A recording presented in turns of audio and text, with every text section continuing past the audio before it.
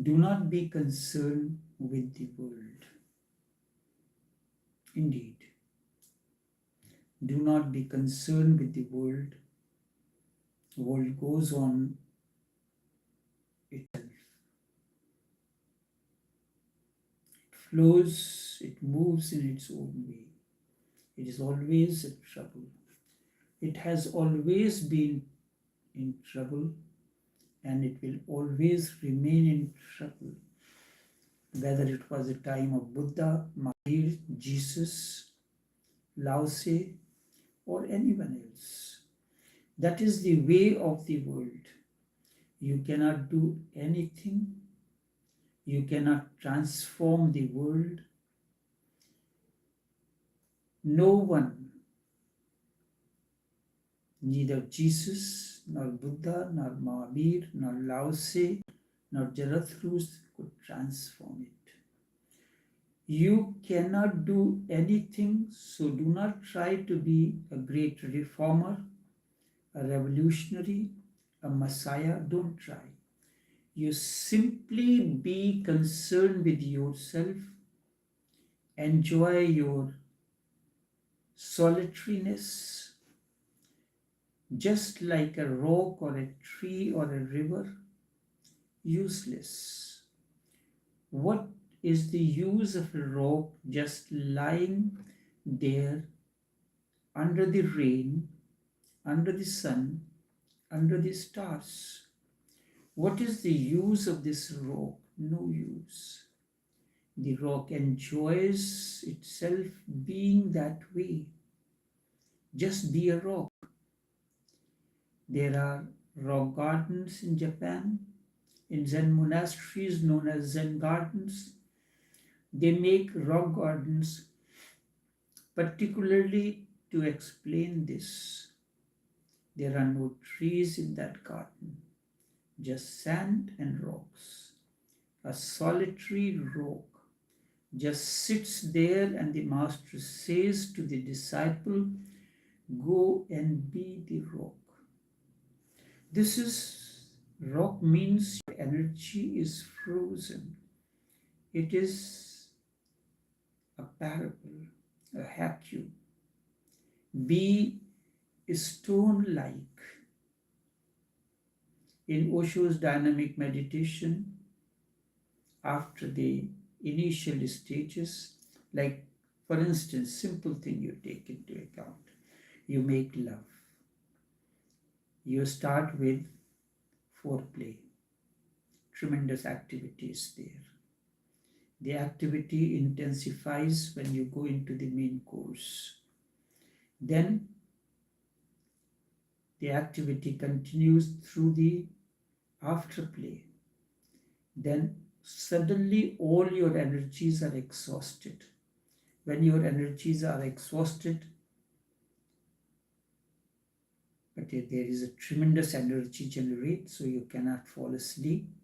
When during the love making not enough energy is generated, you fall asleep.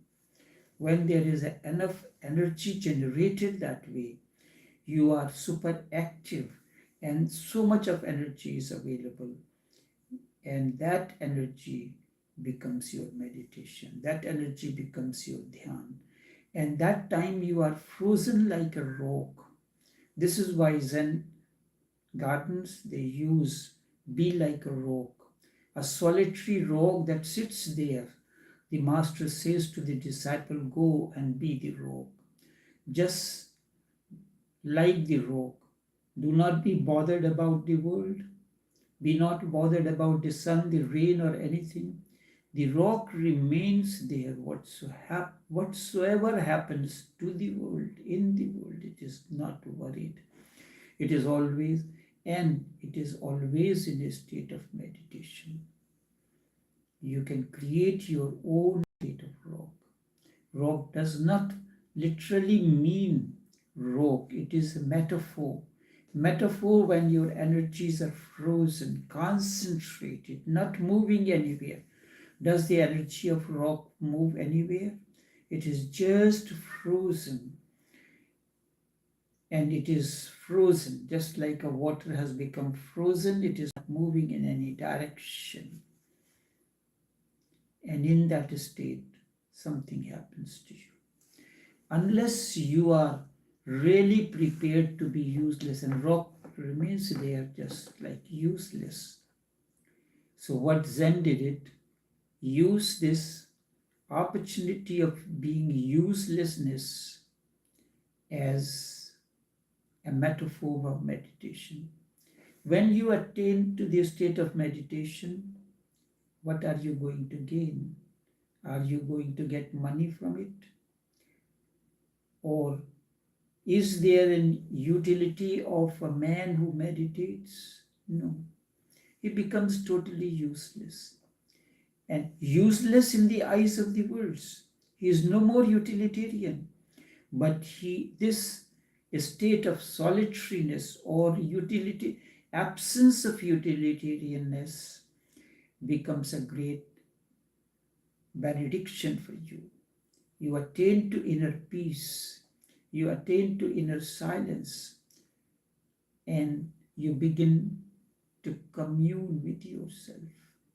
You cannot be in solitude, and once you know the depth of it, you would not like to come out of it in the society. If you have experienced that state through sex, would you like to come out during your honeymoon period, come out of that state? You want to remain in that state as much as you would like to. You must come back, because solitudeness is not the style of life. It is just a training to attain to something. It is not a way of life. It is just a deep relaxation to change the perspective. It is like falling out of step with society to have a look at yourself, and then you come back to the active life. Who are you alone? You do not think that this is the style of life. Many have made it the style of life. That is, they are mistaken. That is an absolute error. They have made it a medicine food. It is not the way of life. It is your medicine. It is just medicinal. You fall out for some time, being just to have a perspective, a distance, to see what you are and what society is, and what society is doing to you. You witness. You are at the threshold where on one side is inner bedroom, and on the other side is the living room, the world, the common place where everyone can be. And on the other side of the threshold is your bedroom where you are solitary. You cannot be there with a crowd. And the same way, when you are at the threshold of your consciousness, you move to the innerness, where there is no one except you. And outside, so through the act of lovemaking, again you are at the threshold, just like threshold between living room and bedroom. So through the act of sex, you are once again in that state. You are at the threshold. On one hand, one side is your innerness. So each partner enters into his or her own innerness through that togetherness, through that act of togetherness when it becomes meditative. when you are out of it, after you have been thrown into each after the act of sex, when each one of you is thrown into your solitariness, you come back with a better look. You can observe without being concerned, without being into it. You can become an observer from the hilltop. You can become a witness. You are so far away, yet unprejudiced, undisturbed. You can look at the world and everything. Now, through the act of love making, you have experienced bliss, and the energy has made you frozen like a rock. You are a reservoir of energy, undisturbed, unprejudiced. As a witness, you look at the world and you enter into the world of activities, more active, energized, overflowing, tremendous energy. So note this. This is not the way of life. I am not saying leave the world, because where else would you be? I am not saying leave the world and become a hermit somewhere in the mountains or in the cave. No. But sometimes, for sometimes, leave, relax, be useful, be alone, exist frozen like a rock, be independent, free from the world and its activities, be a part of nature, and you will be rejuvenated, reborn, refurbished. Then come back and move to the society in the crowd again and share what you have brought from your solitude. Share it with the people. Try to carry that beauty, that silence that had happened to you during those moments when you were alone. Now carry it. Do not lose contact with the source. Move deep into the crowd, but do not become a part of it. Let the crowd be there outside you and you remain alone. Whatever, this is what it is said, that Holy Prophet used to go to the Mount Tur in the company of Allah, and he will come back and he will tell his attendants, followers, what he has been told. This is exactly the same thing.